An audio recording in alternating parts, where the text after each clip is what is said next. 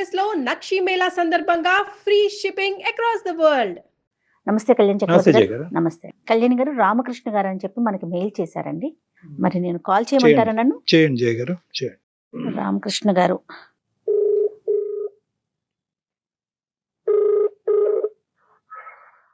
Hello, నమస్తే అండి, రామకృష్ణ గారండి. అవునండి. నేను జయానండి, అందమైన జీవితం ప్రోగ్రామ్ నుంచి కాల్ చేస్తూ ఉన్నాను. ఓహో, నమస్తే అండి. మీరు నమస్తే అండి. మెయిల్ చేశారు, అదే అవును మెయిల్ మేడం. చూశాను. నేను కళ్యాణ్ గారి ముందు పెట్టానండి. డాక్టర్ కళ్యాణ్ చక్రవర్తి గారు ఇప్పుడు నాతో పాటు స్టూడియోలోనే ఉన్నాం, ఇద్దరము కూడాను. అవునండి, చెప్పండి. ఒకసారి డీటెయిల్డ్ గా మాట్లాడతారా? మాట్లాడతానండి. రైట్ అండి రామకృష్ణ గారు. రామకృష్ణ గారు నమస్తే, ఎక్కడుంటారండి? నమస్తే అండి డాక్టర్ గారు. నమస్తే. ఎక్కడుంటారు, ఏ ఊరు, మీ వయసు ఎంత, మీరు ఏం చేస్తూ ఉంటారు? మాది ఒంగోలు అండి. నా వయసు 42 అండి. నాకు మ్యారేజ్ అయ్యి 20 years అవుతుందండి. చిన్న వయసు. మా ఆవిడ గారు హౌస్ వైఫ్ అండి. పిల్లలండి? నాకు ఇద్దరు ఆడపిల్లలండి. సార్, పెద్ద పాప డిగ్రీ 2nd year చదువుతుందండి. ఓకే, చిన్న పాప 10th అండి. Okay okay, right. చెప్పండి సార్. చెప్పండి అండి, విషయం ఏంటండి? విషయం ఏంటంటే, మీకు మెయిల్ చేసి ఎందుకు చేశానంటే అండి, మా రీజనల్ ఆఫీస్ లో మీటింగ్ నిమిత్తము బాంబే నుంచి ఆఫీసర్స్ వచ్చారండి. వాళ్ళకి 3 star హోటల్ తీసుకున్నాము. ఆ హోటల్ తీసుకుంటే మీటింగ్ కి అటెండ్ అవటానికి నేను వెళ్తున్నానండి. మా పెద్ద పాప ఒక అతనితో రూమ్ లోకి వెళ్ళి డోర్ లాక్ చేసుకోవటం నేను కళ్ళారా చూశారండి. ఆ సన్నివేశం చూసేటప్పటికి నా మనసు ద్రవించిపోయిందండి. నేను తట్టుకోలేకపోయానండి.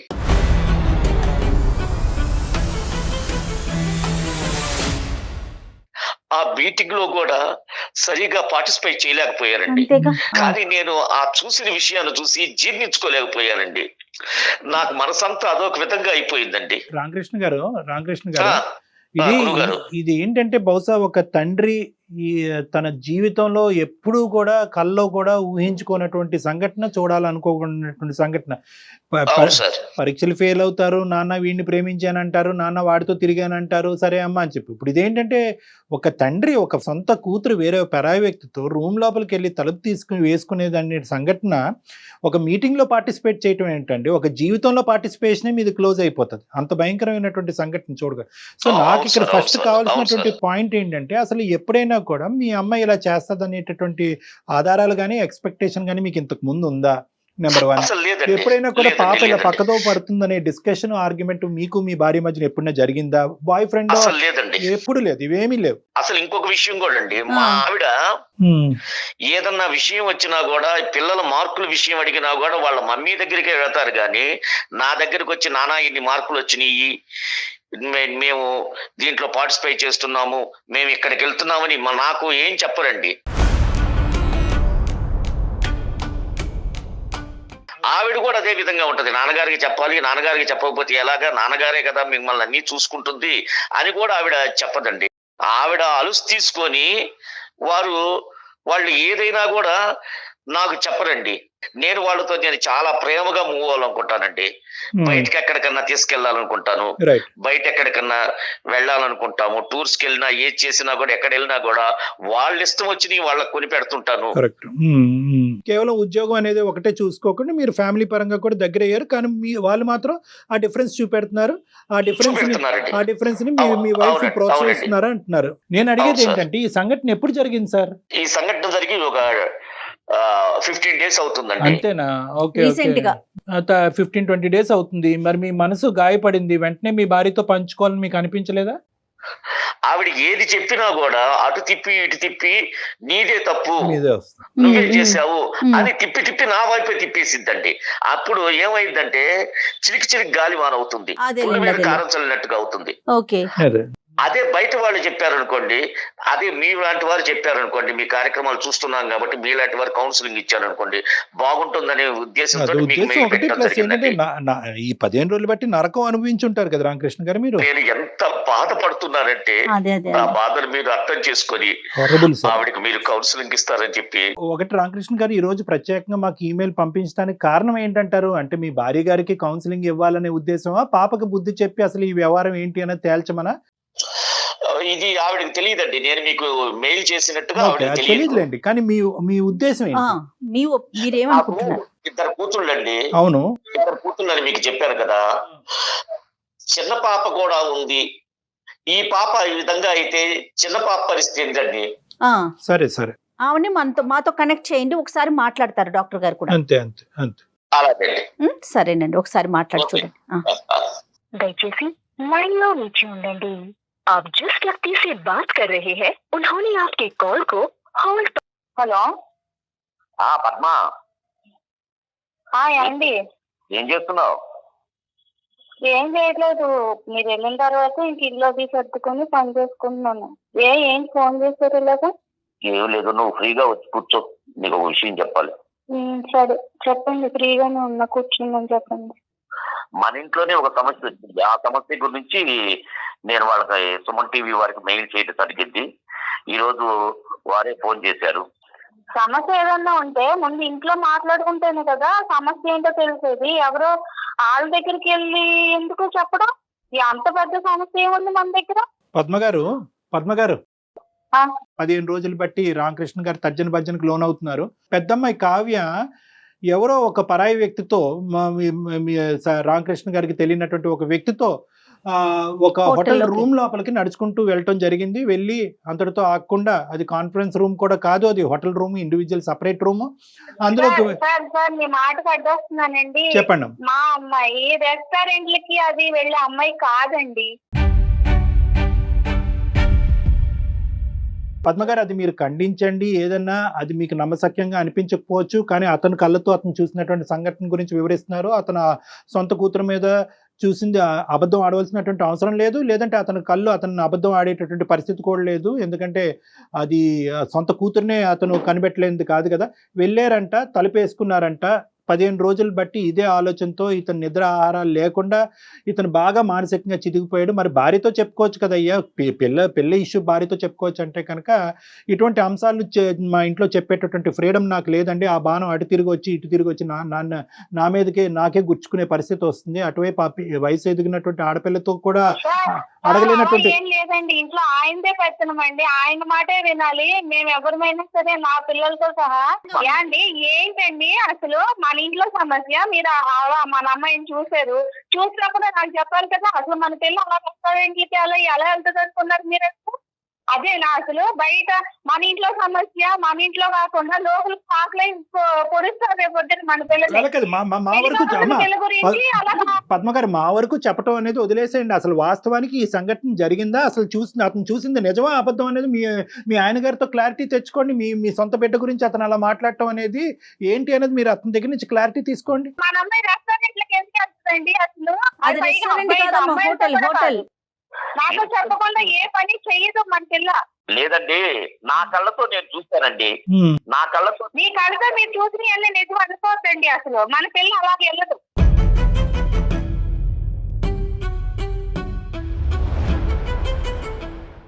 భవ్య వాళ్ళ అన్నయ్య పుట్టినరోజు వెళ్తానని నాతో చెప్పింది. మీకు తెలిసి అయితే ఇన్ఫర్మేషన్ ఉంది. మరి రెస్టారెంట్లకి వెళ్దు, అక్కడికి ఎక్కడికి వెళ్దాని అంటారేంటి ఇందాక? మరి ఇప్పుడు అయ్యో, ఇప్పుడు ఫ్రెండ్స్ రెస్టారెంట్లకి అక్కడికి ఇక్కడికి వెళ్ళదు అంటే పుట్టినరోజు పార్టీ అనేది ఫ్రెండ్స్ తో చేసుకోవడం ఈ రోజుల్లో తప్పు కాదు కదా. కాదండి, కాదు. మీరు ఫస్ట్ మీరు మాట్లాడినప్పుడు మా అమ్మాయి అసలు ఎక్కడికి వెళ్ళదు అన్నారు. ఇప్పుడు మళ్ళీ మీకు ఇన్ఫర్మేషన్ ఉంది, మీకు చెప్పే వెళ్ళింది అంటున్నారు కదా, అది మాట్లాడేది. మీకేంటంటే ఆ అమ్మాయి బర్త్డే పార్టీకి వెళ్తున్నానని చెప్పింది. అప్పుడు ఆయన రెస్టారెంట్ లో అమ్మాయి అబ్బాయి వెళ్ళారు అని, ఆయన హోటల్లోకి వెళ్ళారు నా కూతురు అంటే నాకు ఇప్పుడు గుర్తొచ్చిందండి. ఆ రోజు అమ్మాయి చెప్పిందా? భవ్య వాళ్ళ అన్నయ్య పుట్టినరోజు వెళ్తానమ్మా అని చెప్పింది. మీ ఇన్ఫర్మేషన్ ప్రకారం భవ్య ఇంకా మిగతా ఫ్రెండ్స్ అందరూ ఉన్నారు. వీళ్ళిద్దరు ఒకటే కాదండి. అందరూ ఉన్నారండి. ఈ Okay. అమ్మాయి ఒక్కటి వెళ్ళలేదండి. లేదు ఆయన బయట నుంచే చూసేసి నా కూతురే ఒకతే ఉంది అబ్బాయిలతో ఏంటి తండ్రి ఆ మాటలు మాట్లాడచ్చండి. తండ్రి ఇలా మాట్లాడుతున్నాడంటే మీరు పరాయి ఆయన భక్తి తండ్రి కాబట్టే మాట్లాడుతున్నారు. మాట్లాడుతున్నాడమ్మా. తండ్రి మాట్లాడకూడదా? ఇప్పుడు బర్త్డే పార్టీకి వెళ్ళటం నిజం, మీరు హోటల్కి వెళ్ళలేదు, అతను హోటల్కి వెళ్ళాడు, హోటల్లో అతను కన్న కూతుర్ని అక్కడ చూశాడు. ఎటొచ్చి ఏంటంటే మీరు ఒక సంఘటన చూడలేదు, మీ భర్త గారు చూశారు. ఇప్పుడు మీ భర్త గారు చూసినటువంటి అంశాన్ని మీరు నమ్ముతారా లేదా? ఏంటి పచ్చగా ఉందండి, లోకంతో పచ్చగా ఉందని ఎవరెవరినో చూసిన విషయాలన్నీ మన పిల్లల మీద మనం రుద్దుకోకూడదు కదా ఏంటి సార్. అతను పచ్చగా పద్మ గారు మీరు మాట్లాడేది ఏంటండి? ఒకసారి ఆలోచించండి. మీరే చెప్తున్నారు పాప వెళ్ళిందని. చుట్టుపక్కల వాళ్ళు ఈ ప్రోగ్రామ్ చూస్తున్న కూతురు గురించి ఏమనుకుంటారు సార్ అసలు?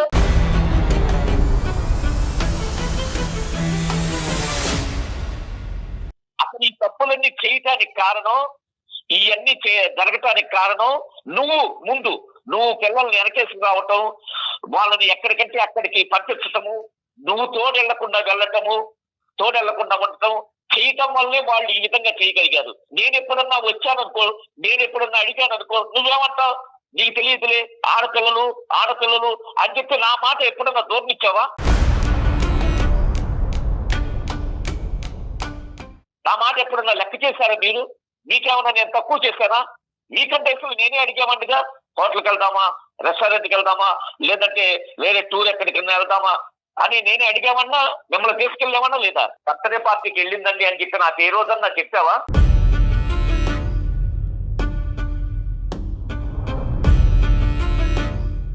కాలేజీకి వెళ్ళిన అమ్మాయి కాలేజీ నుంచే ఇంటికి రావాలనే మనిషి మీరు. ఒక ఫ్రెండ్, అది కూడా అది భవ్య సమస్య. అన్నయ్య పుట్టినరోజుకి వెళ్తుంది అని అంటే మీరు ఒప్పుకుంటారా? అసలు ఒక ఫ్రెండ్ ఇంటికి వెళ్ళనివ్వరండి, ఒక ఫ్రెండ్స్ తో సినిమా అంటే వెళ్ళనివ్వరు, ఫ్రెండ్స్ తో బయటికి ఎక్కడికన్నా అందరూ వెళ్తా ఉంటారు తోటి పిల్లలు. నా కూతుర్ని మాత్రమే ఇంట్లో పెట్టేయాలి. ఏంటి ఆడపిల్లలు ఇప్పుడు చదువుకునే పిల్లలు సరదాగా తిరుగుతున్నారండి, మన పిల్లలు మాత్రం గూట్లో పెట్టిన పక్షుల్లాగా ఇంట్లో ఉంటే జైల్లో ఉన్నట్టు ఉంటుందండి. ఆడపిల్లలకి తల్లిదండ్రుల్లో కండిషన్లు పెట్టేసి, మొగుడు కండిషన్లు పెట్టేసి నా జీవితం ఎలాగో ఇలాగే తగలడింది. నా పిల్లలైనా నేను పొందని సంతోషాలు నా పిల్లలు పొందాలనుకోవడం తప్ప చెప్పండి మీరు. తండ్రి ఒప్పుకోవడం అనేటటువంటి ఉద్దేశంతో బర్త్డే పార్టీకే కదా అతను చెప్తే కనుక అతను బ్రేక్ లేస్తాడనే ఉద్దేశంతో పిల్లల్ని ఇద్దరిని కూడా కావ్యాని సాగరంపారు మీరు. ఇప్పుడు కావ్య అక్కడితో ఆగిందా? ఫ్రెండ్షిప్ ని ఓవర్ గా అడ్వాంటేజ్ తీసుకుంది. మా అమ్మ ఇక్కడి వరకు పంపించిన మీరమ్మా వినండి. ఫోటోలు కూడా నాకు చూపించిందండి, ఫోన్ లో నాకు చూపించిందండి. వాళ్ళు భవ్య వీళ్ళందరూ ఉన్నారండి, అమ్మాయిలు ఉన్నారు, అబ్బాయిలు ఉన్నారు, హోటల్లో ఉన్నారు.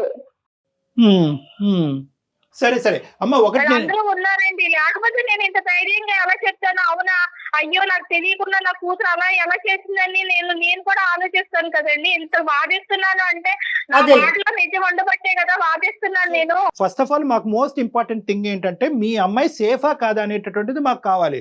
ఆ ప్రయారిటీ ఇష్యూ వదిలేసి మీ 20 సంవత్సరాల పాటు ఇతను స్వేచ్ఛను ఇవ్వడు, ఇది ఇవ్వడు అని చెప్పి మీ ఇద్దరు కథ ఇక్కడ తీసుకురాకండి. దాని గురించి తర్వాత మాట్లాడదాం.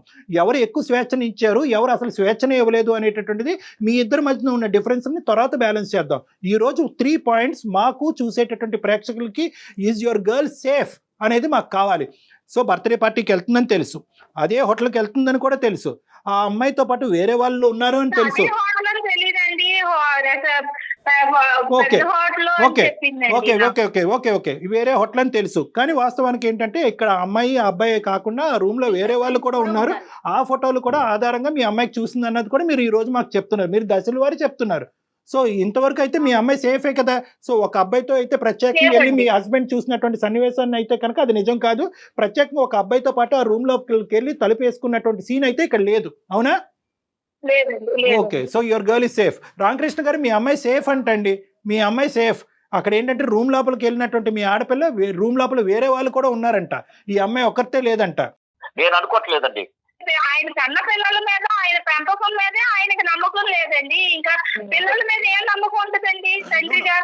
ఏదైనా కూడా ఇది చాలా పద్మ గారు మీకు చెప్తున్నాను, ఇది చాలా రిస్కీ ఇష్యూ. పద్మ గారు మీ హస్బెండ్ స్వేచ్ఛను ఇవ్వట్లేదు అంటే కనుక అతని పిల్లలకి స్వేచ్ఛను ఇచ్చేటటువంటి విధానం, మార్గాలు, దానికి సంబంధించినటువంటి కౌన్సిలింగ్ ఏదన్నా ఉంటే కనుక అతనికి విడమర్చి తర్వాత మనం మాట్లాడుకోవచ్చు. కానీ తండ్రి ఆ స్వేచ్ఛ ఇవ్వట్లేదు కాబట్టి కూతురికి తండ్రికి కళ్ళు గప్పి నేను వేరే స్వేచ్ఛను ఇస్తాను, వాళ్ళకి వేరే ప్రపంచాన్ని చూస్తాను అని చెప్పి ఇంట్లో ఉండేటటువంటి మీరు ఇలా పెద్ద పెద్ద నిర్ణయాలు, స్టెప్స్ తీసుకోవటం అనేటటువంటిది చాలా చాలా ప్రమాదకరం. ఇది చాలా డేంజర్. మీ పిల్లల మీద మీకు ఎంత నమ్మకం ఉందో బయట ప్రపంచం అంత చెడిపోయింది అనేటటువంటి అంశాన్ని కూడా మీరు గుర్తుపెట్టుకోవాలి. ఆ అమ్మ నాన్నకు తెలియకుండా ఇక్కడ వరకు పంపించినటువంటి అమ్మ రేపొద్దున నా బాయ్ ఫ్రెండ్తో ఇంకో చాటుకి మా అమ్మకి చెప్పకుండా వెళ్ళి తర్వాత మా అమ్మకు వచ్చి చెప్దాం అనేటటువంటి అంశాన్ని రేపొద్దున వాళ్ళు పరిగణలోకి తీసుకోరనేది మీరు ఎలా గ్యారంటీ ఇస్తారు? దేనికైనా కూడా ఒకటి గుర్తు పెట్టుకోండి, అతను స్వేచ్ఛ ఇవ్వడు. ఒప్పుకోకపోయినా మేడం పద్మగారు తప్పు ఒప్పుకోకపోతే కనుక ఓకే, ఐస్ క్రీమ్ కొనివ్వండి తెలియకపోతే, డ్రెస్ కొనివ్వండి తెలియకపోతే, సినిమాకి తీసుకెళ్ళండి తెలియకపోతే, ఏమమ్మా బయట తిరిగేటటువంటి ఒక మగాడు, ఉద్యోగం చేసుకునేటటువంటి ఒక మగాడితో చెప్పకుండా, భర్తతో చెప్పకుండా వయసు వచ్చినటువంటి ఆడపిల్లల్ని వేరే బాయ్ ఫ్రెండ్కి ఇచ్చి బర్త్డే పార్టీకి పంపిస్తావా? అంత అంత అంత పంపించవలసినటువంటి అవసరం ఉందమ్మా? రేపొద్దున ఏదన్నా అనర్థం జరిగితే పద్మగారు మీరు ఇంట్లో కూర్చుని అక్కడ జరిగేటటువంటిది ఊహించుకోవద్దు. బయట సమాజంలో ఎంత ఘోరాతి సంఘటనలు జరుగుతున్నాయి అనేది మనం చూస్తున్నాం. ఎవడో ఎక్కడ అమ్మాయి కత్తి పెట్టి పొడుస్తున్నాడు, ఎక్కడ పీక కోస్తున్నాడు. మన అందమైన జీవితంలోనే వాడెవడో డ్రింక్ కలిపి ఆ అమ్మాయిని పడుకోబెట్టి వీడియోలు తీసినటువంటి సంఘటనలు కూడా మనం చూసాం. ఇలాంటివన్నీ పరిస్థితులు, భయంకరమైనటువంటి పరిస్థితులు బయట జరుగుతున్నప్పుడు ఈరోజు భర్త తండ్రి స్వేచ్ఛను ఇవ్వడు కాబట్టి ఈరోజు కూతురికి మనం పూర్తిగా స్వేచ్ఛను ఇద్దాం అనేటటువంటి కళ్ళు మూసుకుని ముందుకు పంపిస్తే కనుక తర్వాత ఏదైనా ఒక చిన్న పొరపాటు, అనర్థం జరిగితే కనుక మీ జీవితాలు ఏమైపోతాయి మీకు తెలుసా? ఆలోచించండి. మీ కాల్ కలపనప్పుడు మేము ఒక పాయింట్ అడిగాం, నువ్వు ఏమైనా స్ట్రిక్ట్ ఫాదరా? మీకు ఇవ్వాల్సినటువంటి ఫ్రీడమ్ మీ ఆడపిల్లలకి ఇవ్వకపోవటం వల్ల వాళ్ళ తల్లితో కనెక్ట్ అయిపోయి నిన్ను చీకట్లో పెడుతున్నారా బాబు? ఒకసారి ఆలోచించుకుంటే అదేం లేదండి, నేను అంత ఇచ్చానండి, ఇది ఇచ్చానండి, అది ఇచ్చానండి, అంత ఇచ్చానండి అని అంటున్నాడు. కానీ ఇప్పుడు మీ మాట విన్న తర్వాత ఇతను మిమ్మల్ని అందరినీ కూడా ఒక బాక్స్లో పెట్టి బయట నుంచి తాళం వేసాడు అనేది మాకు అర్థం అవుతుంది. దానివల్ల ఈ పరిస్థితి వచ్చింది. కానీ ఫస్ట్ ఆఫ్ ఆల్ మీకు ఆ స్వేచ్ఛ ఇవ్వనటువంటి తండ్రి వల్ల మీరు అధికంగా ఒక పాత్ర పోషిస్తూ మీరే అన్ని కంట్రోల్ చేసుకుంటూ అన్నీ బాగానే ఉన్నాయనేటటువంటి ఉద్దేశంతో మీరు అలా బ్లైండ్గా ముందుకెళ్ళటం, ప్రత్యేకంగా వయసు వచ్చినటువంటి ఆడపిల్ల ఇంట్లో ఉన్నప్పుడు ఆ స్టెప్ తీసుకోవటం రిస్కీ అని నేను చెప్తున్నాను మీకు. ఈ లోపు ఏం జరిగినా ఆయనకి ఏం తెలుసండి? నేను పిల్లలు నేను తల్లిగా నేను చక్కబెట్టుకుని వాళ్ళని ఒక దారిలో సర్దిట్టుకుని రావడం తప్పంటారా? తప్పు కాదమ్మా. డాక్టర్ గారు చెప్పింది ఒకసారి అర్థం చేసుకోండి. నేను ఈ అడిషనల్ గా ఎక్సెసివ్ గా ఓవర్ బోల్డ్నెస్ తో నేను రిస్క్ తీసుకుంటున్నాను అనేది ఫస్ట్ మీకు అర్థమైందా? Right. Now coming to the point number 2. ఇప్పుడు ఏంటంటే ఇక్కడ రామకృష్ణ గారు ఏం చేస్తున్నారు అంటే కనుక సింగిల్ హ్యాండెడ్గా అతను ఒకటే అనుకుంటున్నాడు, నేను ఆడపిల్లల్ని అంటే కనుక అతి జాగ్రత్తగా చూసుకోవాలి, చాలా జాగ్రత్తగా చూసుకోవాలి, వాళ్ళు బయట ప్రపంచాన్ని చూపెట్టకూడదు, ఏ అవసరం ఉన్నా కూడా తండ్రిగా నేనే అది తీసుకొచ్చి ఇవ్వాలి కానీ వాళ్ళని బయటకు పంపించకూడదు, స్వేచ్ఛాయుతమైన వాతావరణం వాళ్ళకి ఇవ్వకూడదు అనేది తప్పు. రామకృష్ణ గారు ఆవిడ ఒక మాట ఉంది, అమ్మాయితో కలిసి వెళ్ళింది అని చెప్పండి. అన్నప్పుడు నా మనసు చంపుకొని మీటింగ్ అయిపోయిన తర్వాత రిసెప్షన్ లోకి వెళ్ళి ఎవరెవరు ఉన్నారండి ఆ రూమ్ లో అని నేను నా మనసు చంపుకొని నేను అడిగాను. అడిగితే సార్ వాళ్ళు 1 డే ముందే అతను వచ్చి రూమ్ బుక్ చేసుకున్నాడండి, బుక్ చేసుకుని వాళ్ళిద్దరే ఉన్నారండి, మధ్యాహ్నం వరకు ఉన్నారండి అని చెప్పి అన్నాడు. దానికి నేను తండ్రిగా ఎంత బాధపడతాను ఎవరికి తెలుసండి?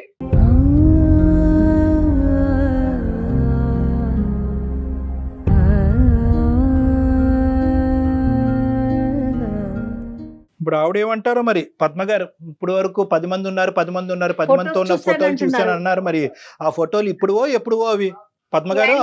చూసే వాళ్ళకండి ఎలా ఉంటదంటే ఒక అతను వచ్చి అలా అడిగితే అవతలోడు నిజం చెప్పాడు, ఈయన చూడకుండా ఎవడో చెప్పిన మాట పట్టుకొని నువ్వు అతనికి పచ్చకావర్లు కాదు, నీకు పచ్చకావర్లా ఉన్నాయి, నీకు అర్థం కావట్లేదు. ఎందుకమ్మా నీ భర్త ఇలా ఒక స్టోరీ సృష్టించుకుని సొంత కూతురు గురించి నీకు చెప్పవలసినటువంటి అవసరం ఏముందమ్మా? కేవలం నీ మీద పగ తీర్చుకోవటం ఒకటే అతని ఉద్దేశమా? హోటల్ మేనేజ్మెంట్ వెళ్ళి ఎవరే బాబు ఎవడు రూమ్ బుక్ చేసుకున్నాడు, అందులో ఎంతమంది ఉన్నారని అడిగితే వాళ్ళు కళాఖండికి ఇద్దరే ఉన్నారండి, ఆడు ముందు రోజే బుక్ చేసుకుని ప్రీ ప్లాన్డ్ గా ఇది ఏర్పాటు చేసుకున్నారు. ఏమా గుండె పగిలిపోవాలి తల్లి నీకు? లేదు సార్, నాకు కూతురి గురించి నాకు తెలుసు, నాకు తెలుసు, నాకు అలాంటి తప్పులు చేయదు.